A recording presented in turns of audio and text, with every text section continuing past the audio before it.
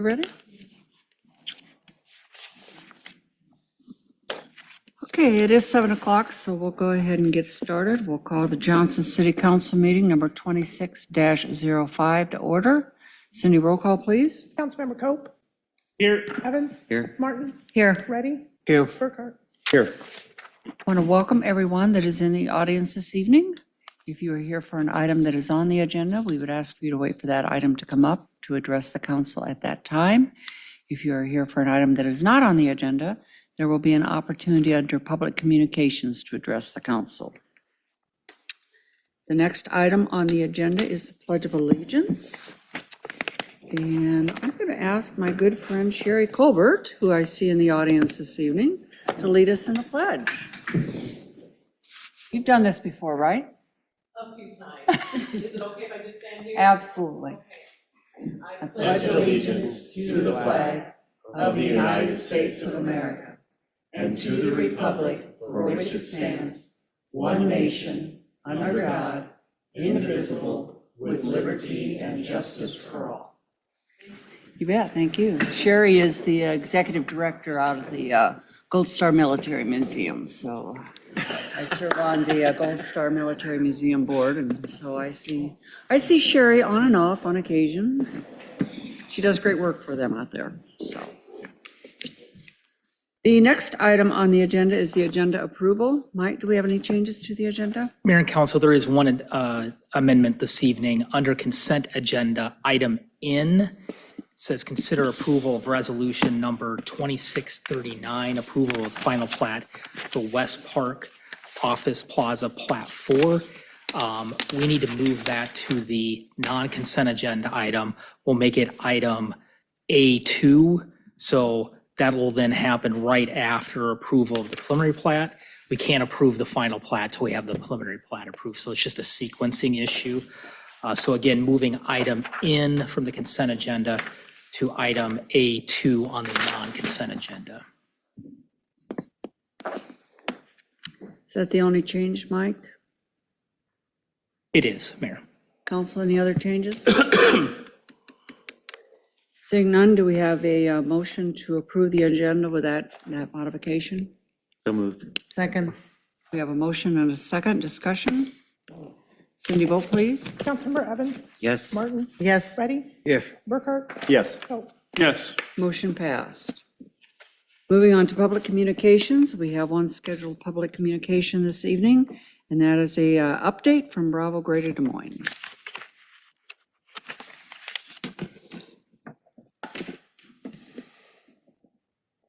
Evening, everyone. Let me see. She showed me how to do this. Let me see if I can. Excellent. There we go. Thank you all so much for your time this evening and for your partnership with Bravo. I'm grateful for the opportunity to give you a little bit of an update today. I do want to start with gratitude to Brian Burkhart, Councilmember Burkhart, who serves as your representative on the Bravo board. Also, you stole my special guest, Sherry Colbert, representing the Iowa Gold Star Military Museum. We do have 3 organizations that we're funding in Johnston right now, including Adventures in Social Development and the Johnston Station Historical Society. So I'm going to give you a brief update and feel free to jump in and ask questions as necessary. Most of you have been around the block a time or two, so I won't spend too much time on the history of Bravo. But just as a reminder, we serve as the region's Arts Council. That is the role that we have played since 2004. Basically, our job is to make sure that arts and culture are aligned with everything else the region is trying to achieve. The model is relatively simple. Bravo has individual agreements with 16 cities and Polk County, and we leverage hotel motel tax funds to execute a regional strategy to support arts, culture, and community. As a reminder, this hotel motel tax funding makes up more than 95% of Bravo's annual revenue. We are intentionally built to rely on a single revenue stream without additional fundraising, both so we don't compete with the organizations we were formed to support, and so that we can keep our administrative costs low. It costs money to raise money, and because we don't have to do that, we can provide more of the dollars back into the community. We are governed by a board of directors that includes a representative from every single community investing in Bravo, so you all have a voice at our table for every decision being made. This is also important because Bravo has only ever existed as a regional entity. Balancing our charge to broadly serve the metro, including your voice at the local level, is really integral to the success of our model. Even though our charge has always been broad, grant making has always been our primary tool for delivering on this promise, and we meet a need for a transparent and best practice regional investment of public funds that is efficient, accountable, and impactful. Many of you probably don't know that prior to Bravo, every city was investing one-on-one with every nonprofit organization. You had to consider the investments, you had to process and manage, you had to evaluate every grant independently, and then you had to start again the next year. This took an incredible amount of city time and staff resources, and it required each community to independently create criteria and strategy and process for allocating available funds. So instead of one presentation from me, you could have individual presentations from the 64 current Bravo cultural partners that report that they provide substantive impact to Johnston residents. Through Bravo, we review all these applications. We manage all of that for you in an accountable way. This also relieves council and staff from having to make decisions about local investments that are led by your neighbors, your families, and your friends. General operating support grants accounts for the vast majority of Bravo's annual investments. And this year we are investing in 83 nonprofit organizations located in 14 of our 17 28E communities.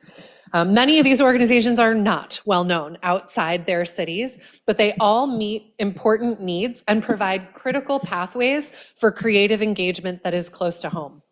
These vibrant local organizations are essential to a vibrant region and are a critical pathway for direct funding into our partner communities. But we do understand that Bravo's investment in the major regional entities is critical. Although attendees are not primarily motivated by where an organization is headquartered, we know that it does matter to our 2080 partners.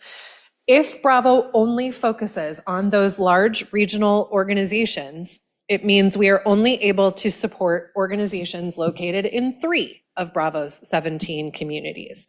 Again, we do understand that these regional organizations are the most likely to draw hotel motel tax dollars through the region and feed the cycle, which is why they already receive more than 70% of Bravo's investing. But our board feels strongly that the balance between investment in local organizations and regional organizations is serving our community well. Again, Bravo serves as a regional entity. I'm not built to track local impact. Furthermore, a dollars in, dollars out model doesn't exactly reflect the true value of our partnership. In fact, I can tell you that more than 600,000 Metro residents crossed municipal boundaries last year to engage in the region's vibrant cultural offerings supported by Bravo. And for every single one of our 2080 partners, resident participation in Bravo-funded partners closely tracks with city size.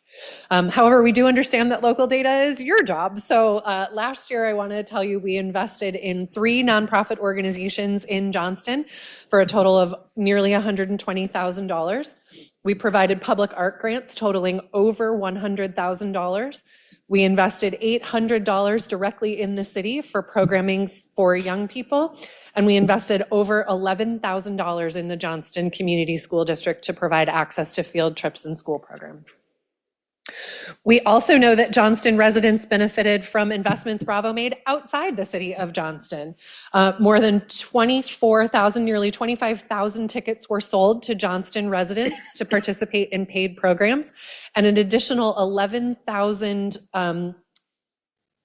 I don't know how to say this because it wouldn't necessarily be people, but an additional 11,000 free experiences were offered to residents of the city of Johnston. Student engagement was also high, with more than 7,500 Johnston students accessing programs offered by organizations supported by Bravo. So again, these data clearly show that Bravo's regional investment strategy does directly benefit the residents of Johnston. We know that there are ongoing conversations at the legislature about property tax reform, and we do understand that our cities are facing immense financial pressure. We appreciate the need for fiscal accountability and just want you to be reminded that as your conversations continue, Bravo has virtually no ability to replace lost hotel motel tax revenue. Further, the organizations that Bravo supports are already generating the vast majority of their revenue from other sources. So finding funding to backfill anything lost through funding Bravo is unlikely. That means that any reduction in your investment in Bravo will likely reduce the availability of accessible, affordable programs and engagement opportunities for your residents. It will also increase the competition for available funds and put increased pressure on Johnston staff and your council to allocate those dollars efficiently and accountably.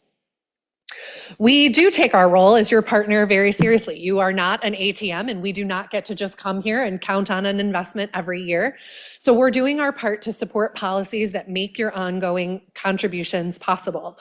Unfortunately, we don't have a lobbyist and are not especially influential, but we did produce a one-page document that summarizes the ways that arts and culture are directly tied to state and regional priorities. Hopefully that was in your packet tonight. And we also are outlining what potential cuts would mean. We have shared that document with the Iowa League of Cities, the Technology Association of Iowa, the Iowa Business Council, the Greater Des Moines Partnership, the Iowa Department of Economic Development, the Iowa Arts Council. Really, anyone who makes eye contact with me has gotten a copy of this document, and we're doing our best to make sure that the case is clearly being made that arts and culture do drive economic benefit. Bravo is an efficient partner, and we are contributing directly to the economy. Our data show that it's more than $31 million annually generated in state and local tax revenue alone from this sector, which is an extremely high return on public investment. I do try to keep these presentations brief. I know you have other work to do, so I'm going to put this slide up that says there are lots of other ways for you to find out more information about Bravo. Again, we know cities are facing immense financial pressure, and we appreciate your consideration of continued investment in Bravo. We're grateful for the partnership, and again, want to thank Councilmember Burkhart for your service on the Bravo board. I'm happy to take any questions tonight. Sally, I do have one question. I see that and you mentioned it, Adventures in Social Development received some funding this year. You know, I think that's a wonderful program. They, provide a service to a really, needy population. Yes. In our community. I'm just curious, how much funding did they receive, and do you know what it's going for? Or? So leave it to you. You always ask the one question I do not have Sorry. right in front of me. You should have gotten a one-pager, Mayor, that Okay. included all of the investments that were made in Bravo. I gave you high-level numbers, and there should be a one-page Okay. document. I just don't have it in front of me. I didn't print it. But it is a relatively nominal amount. We base the majority of our general operating support on an organization's annual operating budget. Theirs is still relatively small. They're an extremely efficient organization. But we are, I think it was $12,000, $10,000. Great so job. it's Yeah, 12,001. $12,000. So it's not nothing. We're grateful for the opportunity to partner with them, and just had a call with their executive leadership this week, and are trying to make some connections to some other organizations, including ChildServe, which is another Johnston-based organization where we think there are some overlaps and some opportunities for them to continue to grow. Sure, very good. Okay. Appreciate that. Thank you. They're very deserving. So. Any other questions, council, comments? Mayor, I have a comment if possible. And Sally, thank you for your kind words. And more specifically, thank you to you and your staff for the outstanding work you do. You mentioned, and you kind of teed up what I was going to say perfectly anyway in your conversations with Adventures in Social Development. But you have those conversations with so many different organizations throughout the community, and it shows. I had the wonderful fortune of being able to read just a small portion of grant applications that came through this last year. And in fact, any of you are able to do so. And so if you, I will make sure to clue you all in the next cycle that comes forward for that. It is enlightening. It is certainly an engaging opportunity to do so, not only with the Bravo staff, but also with other volunteers who want and to make that commitment of time to be able to do so. But one of the things that I wanted to make a special comment about, in reading some of those applications, and I read for very small organizations, they really appreciated the time that your staff put into not only helping them craft a better application, but frankly, you could also tell it helped their organization. And when I say that, I mean how they conducted meetings, Did they take minutes? Those types of things that we somewhat take for granted, but at the same point, when they are volunteers and they're, utilizing a couple of $1,000s worth of grant, they may not have that same scope. And you guys help not only add legitimacy, but then actually produce a better product for us all. So thank you very much for that and for all that you do. So I really appreciate it, and I appreciate your time today. Any other questions or comments, council? If not, well, thank you, Sally, for being here this evening. Thank you, Sherry, for being here as well. Appreciate everything that both of you do. You bet. We are still under public communications. Is there anyone else that would like to address the council on an item that is not on the agenda? Cindy, anyone online? Seeing none, we'll move on to the consent agenda. I'll just remind everyone that we removed item N and moved that to the non-consent agenda. But with that, do we have a motion to approve the consent agenda? So moved. Second. We have a motion and a second. Discussion. Cindy, vote please. Councilmember Martin? Yes. Ready? Yeah. Burkhart? Yes. Sorry. Cope? Yes. Evans? Yes. Motion passed. Moving on to the non-consent agenda, we'll take up item 7A1 first. Consider approval of resolution number 26-38, approving the site plan and preliminary plat for 5445 West Parkway. So First Blue Door LLC submitted a site plan and a minor subdivision for property legally known as Lot 13 of West Office Park Plaza Plot 1. The proposed development includes a 4,600 square foot retail building. The property was originally zoned IC, the Industrial Commerce Park zoning district, which is now our E2 General Employment District. The property was then rezoned to a PUD known as West Park in September of 2003. The property was later rezoned from the PUD to the E1 in General Employment District. As I said, the property is zoned the E1. The required bulk regulations are a 30-foot front setback, a 10-foot side yard setback, a 35-yard rear yard setback, a minimum lot area of 20,000 square feet, and a minimum lot width of 100 feet. The proposed site meets all the bulk regulations. The development does not include any existing trees exceeding a 6-inch caliper diameter that require preservation. The total property area is 33,138 square feet with a requirement to dedicate 25% or 7,785 square feet to open space. The proposed site plan exceeds this requirement by providing 27% or 8,828 square feet. It's required to have 8 trees and 47 shrubs. They're proposing 8 trees and 55 shrubs. This is calculated at 1 overstory or evergreen tree and 1 shrub per 1,000 square feet of required open space.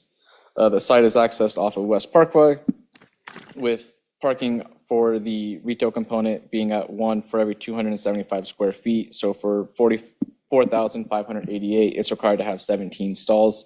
They are proposing 24 spaces, which includes 2 ADA designated spaces. Electric vehicle charging and bicycle parking are included. The site is serviced by city water and sanitary from West Parkway, with all internal lines being privately maintained. The building has been reviewed by our fire marshal and meets adequate fire protection. Runoff for the will be collected by 2 grass swales located on the east and west of the property, which will then run to the regional detention for West Park. The property is not in a FEMA designated floodplain or floodway. The project must comply with the following architectural percentages. It has to meet 50% Class A, no more than 50% Class B, and no more than 15% Class C. As you see highlighted in your staff report, section 185.03.2 outlines what parts of the building must meet the architectural requirements. Highlighted is all facades facing or visible from a public street. The east side is not visible from a public street due to the existing building and topography. Therefore, it does not have to meet that, which is why it has 100% Class B material. The materials used are glass, stone, and stucco, And Councilmember Martin, I got your message regarding the sidewalk, and I had an opportunity to talk with the applicant. They are open to putting that in if it is possible with ADA compliance. The only potential hiccup may be the grade for that, but that's the only thing. You might want to show the rest of the council the comment because, for their information. So the comment from Councilmember Martin was just regarding extending this sidewalk, this internal sidewalk to the proposed sidewalk to the street. That's consistent with kind of what we've done with other West Park. Planning and Zoning Commission recommended approval. I can answer any questions you may have. We also have the applicant here as well. So, any questions for Jacob? I guess, what is First Blue Door LLC? It is I will let the applicant reach that. It would just be the name of the LLC that would be under it. Because I look at it and it has all these little rooms and they all say salon, but there's only 2 bathrooms in the whole building. 1 female, 1 male. I'm trying to figure out. Gordon, do you want to explain what in a better way? I'll let the applicant. My name is Goran Valac, and I'm owner of the First Blue. So, sorry, can you repeat the question about? Just trying to understand what all the rooms are for. That's going to be individual hair salons. So it'll be 16 individual hair salons. And they don't need to have a sink to wash hair? Or does each of these have a sink? Yes, each one will have the A sink, yeah. okay. Thank you. Other questions, council? Mayor, I have one for Jacob. Okay. That there was a comment made in your presentation that the building would not be viewable from a public street from the east. Is that explicitly because of I'm looking at an overall aerial map that you provided? It would be because of the building and the topography with the site as well. Okay. So it's not just the building, but also with the topography as well. Okay. Jacob, how many exit doors are there on the building? It seems like I opened up the attachment for the frontages and there's a plan of the building that seems to show one doorway. There would be 3. There's 3? Okay. There's one on the east and west, and then one on the north side.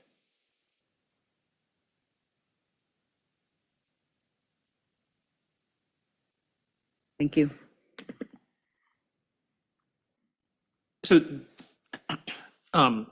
is there 2 lots? Yeah, so part of this is the minor subdivision. So it is splitting this, as highlighted on here, it would be splitting this lot into 2. Okay. So the site plan this is a better way of viewing this.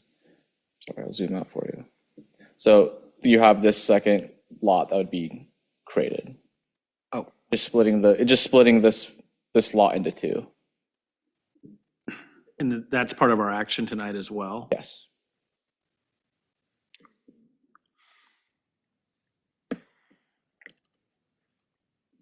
This talks about it's a site plan and preliminary plat.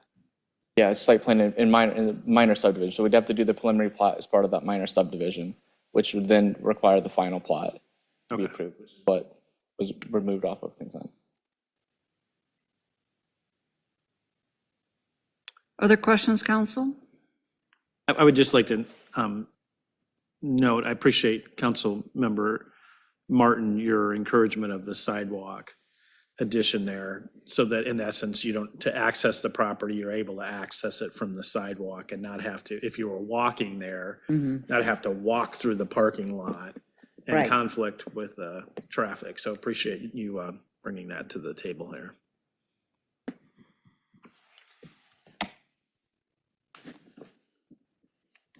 Other comments or questions for Jacob or the applicant? Seeing none, do we have a motion to approve resolution number 26-38? Move approval. Second. Have a motion and a second discussion. Cindy, vote please. Councilmember Reddy, Yes. Burkhart, Yes. Cope, Yes. Evans, Yes. Martin. Yes. Motion passed. We removed item N from the consent agenda. We're making that item A2, and that is to consider approval of resolution number 26-39, approving the final plat for West Park Office Plaza Plat 4. Do we have a motion to approve resolution number 26-39? So moved. Second. A motion and a second discussion. Cindy, vote please. Councilmember Burkhart, Yes. Cope, Yes. Evans, Yes. Martin, Yes. Reddy. Yes. Motion passed. Item 7B, consider first consideration of ordinance number 1158, amendments to Chapter 121, cigarette and tobacco permits, and Section 46.01, minors. Good evening. Before you tonight is the first consideration of an ordinance that will more align our current cigarette and tobacco ordinance with the legislative changes that occurred last year. The main changes are the addition of nicotine products, vape products, and devices that weren't currently considered in our current ordinances. The most substantial change, at least from an enforcement perspective, is that the legal age of tobacco or vape or nicotine products has been raised to 21 instead of the 18 that it was. So we need to bring our ordinances into alignment so that the police department can enforce those current codes. Was that age change last year? Yeah, in the legislative session last year. It escaped me. I didn't remember hearing anything about it. Me either. You must not have any teenagers in it. Happy to answer any questions.